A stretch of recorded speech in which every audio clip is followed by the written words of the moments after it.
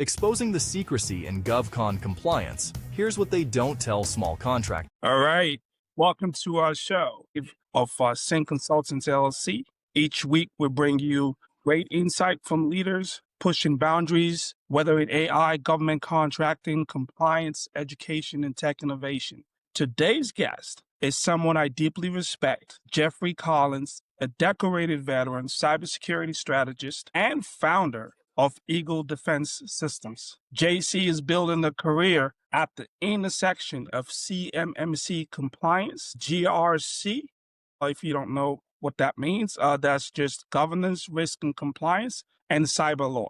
So if you are in the GovCon space, especially small business owners or veteran-led firm, you want to stay locked in for this one. All right. So having said that, welcome to our show, Jeff. You want to let us know a little bit about your background? Back to you. Absolutely. Thanks, Donald. Thanks for having me. So a little bit about my background. I'm someone who I learned early that discipline and resilience and decision-making under pressure aren't just battlefield skills. They are leadership tools that transfer directly into cybersecurity. So my career has taken me from military reconnaissance to executive protection through finance and compliance and ultimately into technology. And at every step, I was building the same muscles, risk assessment, situational awareness, and accountability.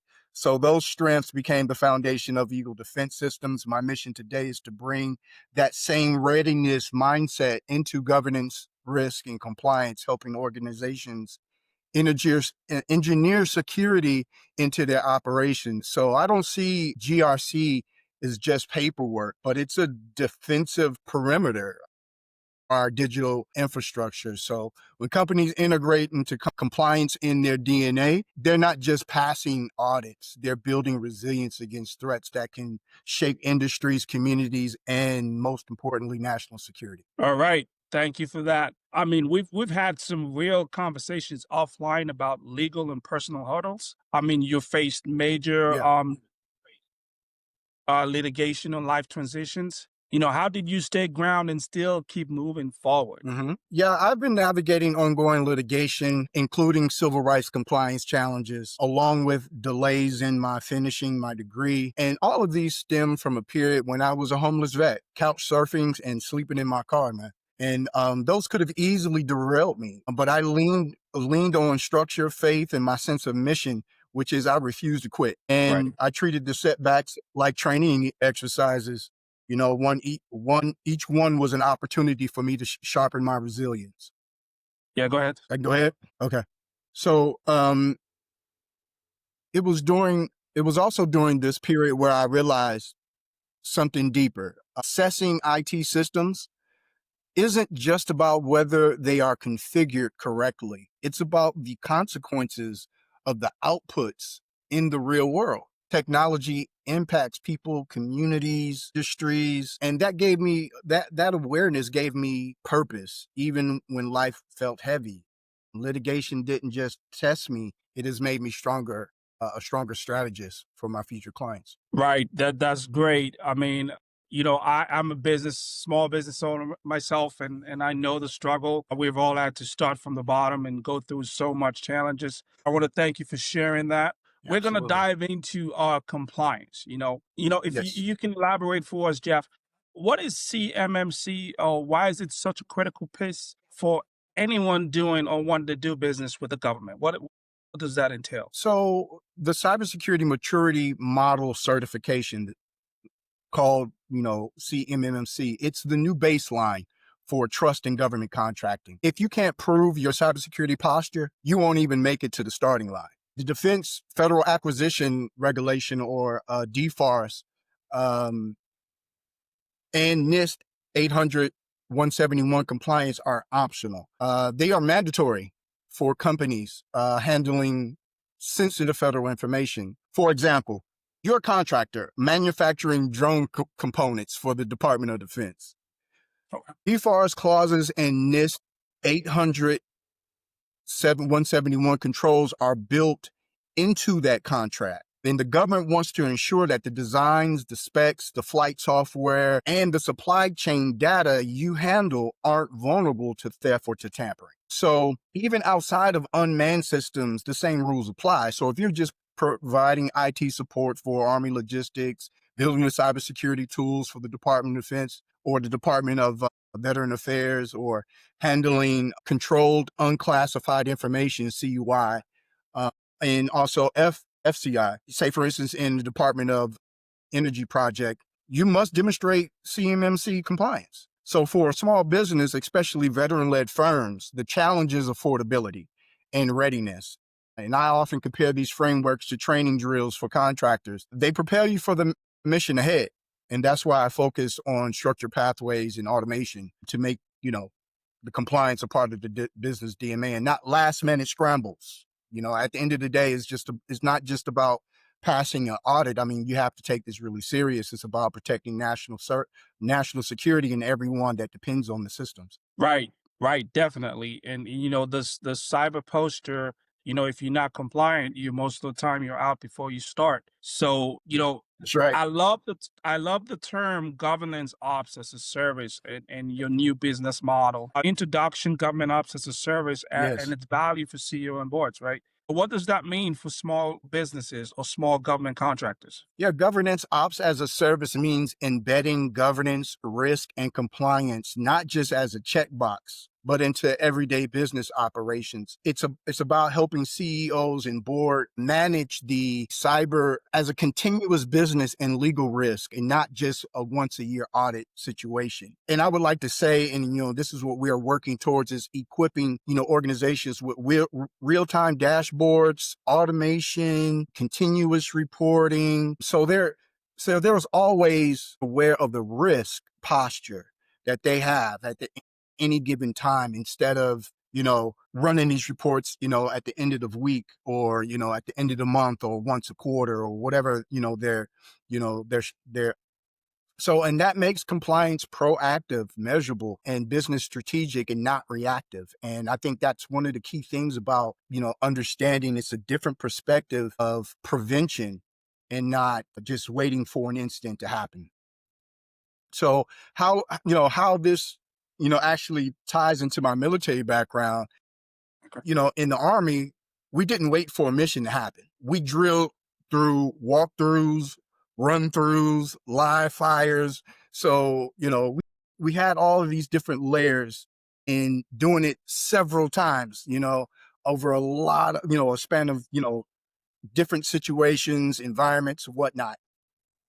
So the execution under pressure became second nature. And the same applies here. And we conduct tabletop exercises, simulated cyber events, hands-on drills, so teams can respond with discipline and clarity, even in chaos. And I think that's very important. A very, very key, example right now that I can think of is, imagine a prime contractor, let's say the drone manufacturer scenario, right? Okay. Tasked with providing aerial systems to the Department of Defense. Their subcontractor supplies encrypted flight control modules, right? And manages the data feeds. Under the CMMC requirements, both prime and subcontractor must maintain continuous monitoring of their supply chain vendors, because in a breach in that module or data feed could compromise national security. So governance ops ensures this isn't a one-off checklist. It's an operational norm, visible across leadership, dashboards and embedded incident drills. So I feel, very passionate about this particular new business aspect, because for me personally, it allowed me to really channel my experience, as leading, recon teams. I'm really proud of this one. All right, awesome. So before we dive into your relocation to Texas, so let's go back to what we just spoke about. So from a summary perspective, a Sure. small business will need this CMMC for what specific reasons? Just highlight. And then when they do need it, how do you give it to them? What is it that they have to have?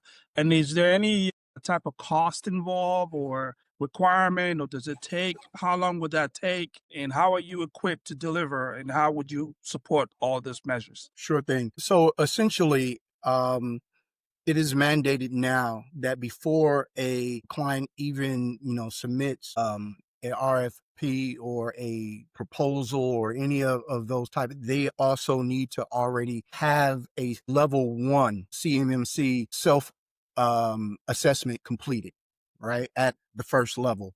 And so, I'm currently a part of an ecosystem related to what's called the CMMC Professional Network, Okay. and not the Cyber AB, which is actually running, that particular channel, but we collaborate together.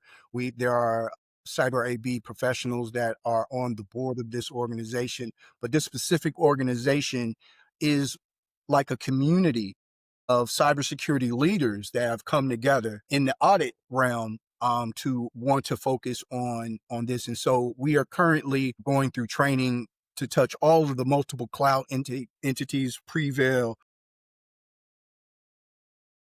Google Google GCP. What else we got?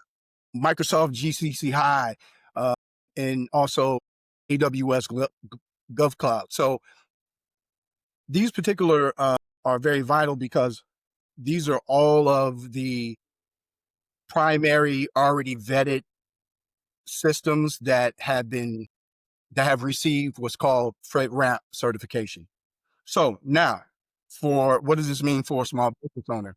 If you're thinking about, you have something that you want to sell, whether it be a service or a product, you need to consider what your position is and your cybersecurity position is within your company.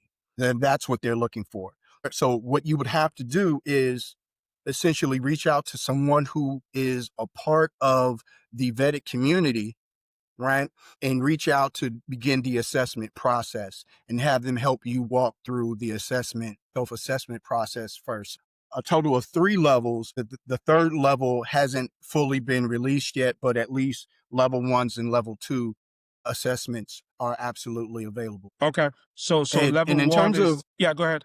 Sorry. yeah, so with level 1, level 1 is basically a attestation, right? So self-assessment essentially. And that's the first hurdle. So you work with, one of the CMMC professionals, whether it be through a consultant or, and so they can help you, essentially do the initial walkthrough of all of the necessarily requirements for the CMMC. And Okay. so how they would, how I play a part and how does EDS play a part is that we are consultants. We have access to, I have access to mentors as well as to longtime professionals who are constantly doing this. Is pretty much really all they do.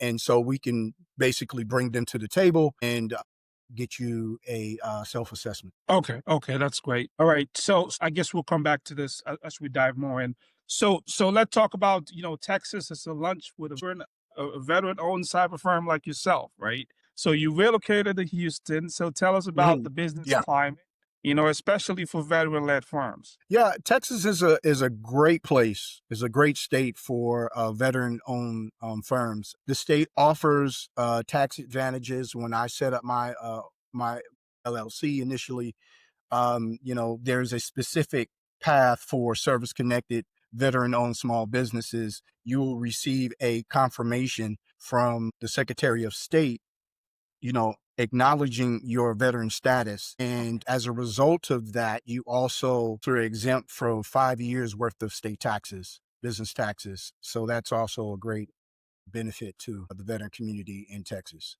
So, but outside of the structural things, Houston in particular is becoming a cyber corridor where there's innovation and government opportunities, that are, merging and intersecting. Awesome. So for Awesome. me, I would say, it's about creating that bridge for the local to federal bridges, veteran-owned firms. So yeah. All right. Thank you.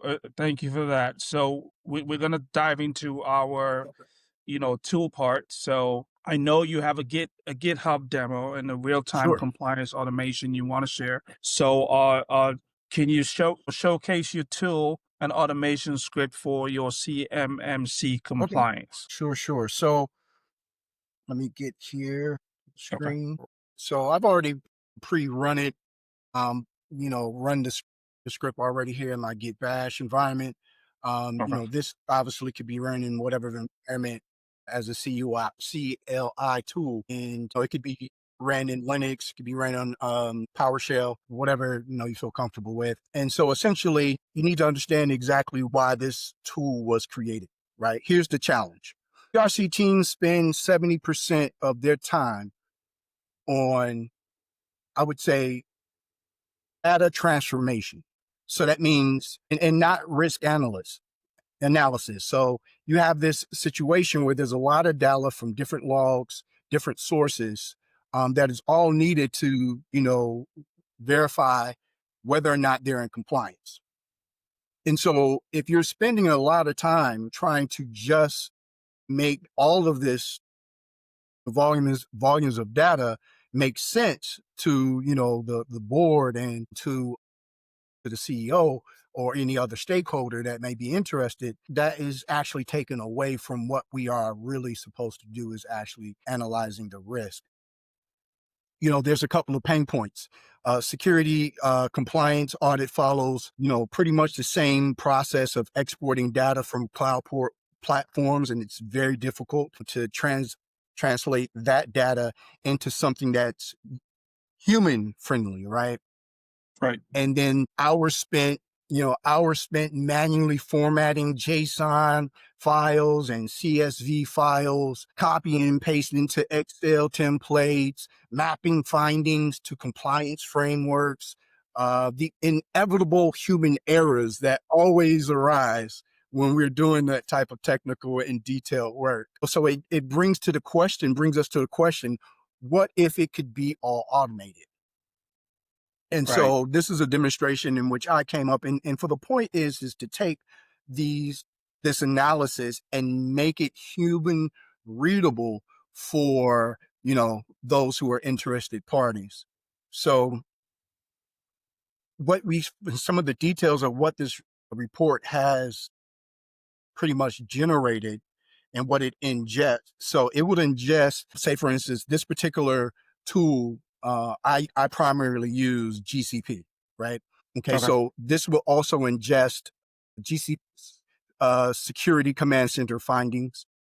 It processes SIM events and alerts, integrates CISA scuba goggles assessments for the cloud configuration, portions of that, right? Because that's, as a part of the audit, you have to make sure these controls, and one of the major vectors right now, one of the primary vectors is, cloud configuration. So, CISA has stepped in to create this awesome tool that allows us to be able to see how that is mapped. So that data is also included, and the output of this tool, it's formatted in Excel with multiple views. Okay. So anyone that may be interested of, like, if you see a framework that is not necessarily listed on the GitHub, don't worry. This is just a demo. This is something that, could be customized to the individual, organization system, because every system is going to be different. So this All is just right. a very high level demonstration. And then so there's another piece that I can show you as a result. This is what it produces here. Let me make sure I Okay. get to, okay. So we see that this is, in my local drive here, I was able to spin out in the output folder. It was able to spit out the audit report for today. This Okay. was run today at 1:32. Okay. So we'll open that up, and then I probably would need to switch screens again to show you that. 1 second. Get to it. Here we go. Can you see that? Yes. So here, all right. So here we have some tabs here at the bottom. Executive summary. This is the high level of what potential findings from each data source. So from the cloud environment, the GCP findings, the SIM events, school goggles, if there are any particular critical, high or medium issues that need to be addressed, this will immediately populate him in that tab. So we want to look into, say, for instance, the GCP findings. We'll go here, and the tool has generated two just for understanding, but it's very interesting and very useful tool here, because if you look at, say, for instance, this severity high, the resource, computer instance, misconfiguration is defined in class, instant with public IP, no firewall rules, the time of the event, the reference, the NIST reference of the access control, the access control, which will also be related in the CMMC framework, FedRAMP, SOC 2, so forth, into the ISO as well. So that gives you a little feedback on or an example of that. Here's a SIM event. We had a brute force attempt here. So we have the source IP, multiple failed in logins. It gives you the description, the event time, the NIST reference, the CMMC reference, and so on and so forth. Right. All the way to the end here. So it gives you different reference here into what you could be out of compliance in at any given moment. So we get into the school goggles example. It does the same thing. We identified it there's a misconfiguration. Gives you, the resource name. This one was in the public bucket, as well as it gives you description, event time, and also the references in terms of what, if you have certain regulatory requirements, they'll show you where you're out of compliance here. Framework findings as well. So it lists all of the potential rules here. And it goes again from NIST, CMMC, FedRAMP, SOC 2, ISO 27001. And yeah, so that's, all of the different potential areas here. There's a lot more that could be included in this, depends on the framework. So this is just a high level example. Access control, we had an issue around access control, which had a severity level of high. It was a compute instance, okay, finding class, misconfiguration. So like it has the same format, but as you can see, it's drilled down into the specific data sources. So, and this is also one of the most important things as well, is control of the data, making sure that is also protected at rest and in transit. And so here you go again, same type of formatting as well, being able to identify what you could be out of compliance as it relates to data security. And then the audit logs as well. So again, all of this is populated here into easy to read human, Excel versus a JSON file, having to convert it. It just makes life a lot easier. What I'm interested into doing here is to test this out live. It has not been tested yet, besides what I'm doing in-house. So it's also a contribution to the GRC community. This is not just about EDS. This is about, potentially offering a tool that is more proactive in helping, us, keep things tight, keep things secure, and allow us to, not as, be able to reduce the amount of, say for instance, supply chain, attacks. That's right now is doubled. I believe the statistic is 59% over the last year. That vector is serious, something that needs to, as we say in the military, need to be buttoned up quickly. All right. So we done with the demo? Yeah. Yeah, we're Okay. done with the demo. I can just, quickly show them also the, the GitHub. I did not do that. Let me just, kind of just go over that really brief, not in a lot of detail, because I've already discussed a lot of details. Right. I just want to be able to, show them that that's there. And so here we have it. Educational public repository. Talked about the challenge. Test this out in your own environment. I give you instructions to clone the repository, so you can do that in your own environment. And if you need to if you need to convert it into Linux, if you're just getting started and you want to use it on Linux, then, you can use one of the AI tools to convert, the instructions for you, because this is pretty much going to be done in Bash.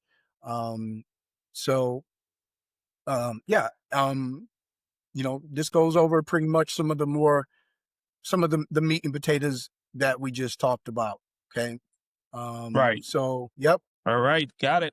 So our major area of concern is talking about the integration of AI. So right now we're Yeah. looking at AI, which is just taking over almost every industry needs to start looking into how AI plays a role into your business. And looking into AI, Yeah. GRC, new compliance stack, right? So how do you feel about AI in your cybersecurity world? Are you currently using it? And if you are using it, what are the pros and cons? Yeah. AI is definitely transforming compliance from a point in time exercise into a continuous process. No longer are the days of just, having a scheduled event to conduct this exercise on. This is something now, thanks to AI, that you can do on an ongoing basis. And so, yeah, I imagine leveraging AI to turn quarterly audits in real time monitoring, and that's how it would look. AI can review logs, flag anomalies, score vendor risk, even forecast where compliance gaps might end up. So, AI isn't a replacement for governance, it's an accelerator.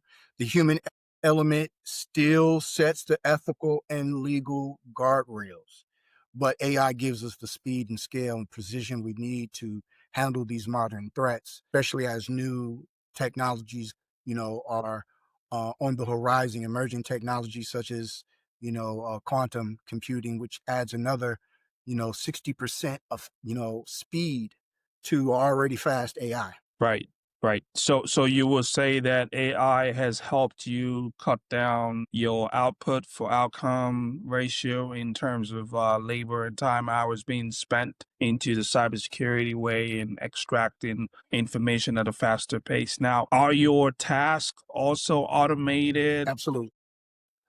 Okay, okay. Yes, definitely. Wherever I can automate, I will automate. I think it just makes sense. It makes life easier for all of us. And I think for anyone that is new, relatively new, getting into the space and understanding automation is to really get into the mindset of looking for or finding out different ways things can be made better. And I think that's, a proactive way of looking at leveraging AI and automation.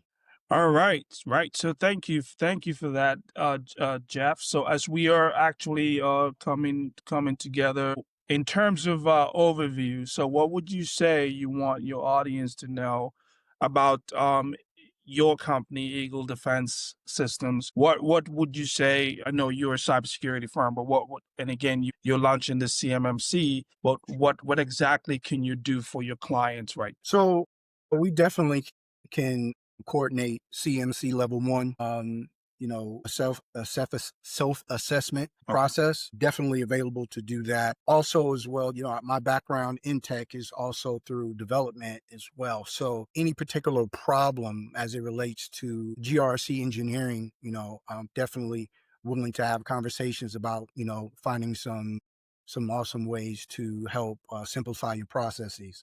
So, you know, but beyond compliance, one of the things that I would tell people about EDS is to start, if you can, especially if you're just starting out, to start from compliance from day one. Don't wait till RFP demands it. Build your business like you'll be audited tomorrow, and you'll always be ready. But beyond compliance, remember that every IT system produces an output that ripples into society. Those outputs affect communities, industries, and even national security, as said before. So if we can design with a bigger picture in mind, we just don't check boxes. We're strengthening trust and resilience. Okay. So just like the military preparedness isn't optional, it isn't optional. Back then we relied on walkthroughs, We relied on run and live simulations, live fire drills, so the team could execute under pressure. And I can't stress enough that, organizations need to be trained in this way. I'm a firm believer in that way. And if organizations are willing to invest in these particular training exercises, it expands their capacity for resilience. You know, so yeah, that's what I believe EDS is bringing to the table. Awesome, awesome. So if you need to get your CMMC level one, Eagle Defense will be your guy to contact. And do you operate throughout the United States? Yes. So we have to, as it relates to CMMC, because of, defense requirements, I can only operate with this portion into government contractors who are, or, they have to go through a specific vetting process if they are foreign. And then, there's that list, right? But for the most part, this is totally directed at US based organizations. Right. So any small business government contractor within 50 states you can get support by working with Eagle Systems, Yes. Eagle Defense Systems to get your CMMC level one. Eagle Defense Systems. Yes. Yep. All right. That is And correct. again, I would also just add that, no, yeah, the only point that I just wanted to add about more of a disclaimer than anything, that, mhm. I find myself in a unique position of transitioning from one industry to the next. This is where I have, stuck my flag in the ground, and I am extremely passionate about learning, because I also believe in always learning. And so I, welcome the opportunity to learn from others. So if people, if someone is interested in utilizing the tool, I definitely appreciate the feedback and opportunity to work with someone to enhance whatever that you may have going on in your GRC program. All right. Right. Thank you for that. So how can our audience contact you as well? Yeah, you can reach out to me at J Collins at eagledefensesys.tech. You can also, I'm pretty sure we'll drop a link somewhere where that Right. information would be, but definitely eagledefense.tech, eagledefensesys.tech. All right. That's where you can reach me. I'm also Right. on LinkedIn as well at Eagle Defense Systems, or you can find me at Secured by JC, or the handles. All right. So want to thank you for coming as well. And again, before we go, Thank I you. just didn't ask. I know you're currently at the CMMC level one. Do you have any, let's say, what does the future look like for your company? So yes, absolutely. So I've uniquely have positioned EDS to also hold a subsidiary firm, which handles a list of IPs that if you peruse on my GitHub repo there, I have several projects ongoing. So I have a few projects some that are related to, data system industry, or the data center industry, as well as some backup electricity components as well, finding other ways to cool these systems besides the use of water that's becoming a environmental hazard here. I also have other projects that relate at the intersection of civics and law as well, that are coming out through an AI driven called Lex Sentinel AI. I have another cybersecurity project as well that I'm working on called Swift Eagle AI. And it's definitely my attempt is to take cybersecurity into the future and being a whole, holistic system process versus being divided into three categories of the blue team, red team, and purple. Awesome, awesome, and I love the fact you mentioned data center, which is huge because Yep. even in your state, I believe that's the Project Yep. Stargate or something being launched. Apparently, it's going to be one of the biggest data centers in the world, or something like that. And then you see like major Exactly. major companies, I guess OpenAI, Google, and Facebook, Meta, they all investing very huge in that data center infrastructure. So I'm really excited that you have some focus there. So any highlights on that before we go? Yeah, sure. My thing is this. I think we've had a history by now of looking at emergency emerging tech and seeing the emerging tech, move and grow faster than the ethical, tie or the environmental tie. And so I think the advent of AI and the generating of the amount of electricity and resources that it needs, we always somehow, don't make these considerations early. We always wait to see, someone getting sued because they've hurt communities. And I feel like we have a better ethical or an integral mindset to be able to figure out solutions that won't hurt the environment or, people, that are close in proximity to these data centers. And that's also, while that's going up, we also have to be considerate about we're responsible for what we create, period. And I just think that, we also should be considering that. For instance, the big, beautiful bill that just passed is pro AI, which I'm pro AI too. But one thing that all of the scholars of AI have also said is, what has to be there is the ethics. And I'm definitely a proponent of making sure that those ethics are put in a way so that we can build and enjoy AI from a more holistic or more sustainable way than, derogating communities and environmentals in the environment. Right, right, definitely, and that's our mission here at Sync Consultants LLC as well, is making sure our environment is using AI, but also using it responsibly. So, want to thank you for coming, Jeff. Having you. We're looking forward to Thank phase you. 2 of your company, and definitely Yes. we'll be in contact Yes. to make sure that we know what's going on Thank and you. keeps happening at Eagle Systems. So I want to thank you for coming. Appreciate it. And to continue to subscribe to our channel and share our channel if you like this episode, and continue to watch for more as we continue to dive into AI and its execution and cybersecurity. Absolutely. Thank you for having me. I look forward to, working with you in the future. Yeah, thanks again. Really appreciate it. Exposing the secrecy in GovCon compliance, here's what they don't tell small contractors. CMMC isn't optional. It's your ticket to play. Stick around.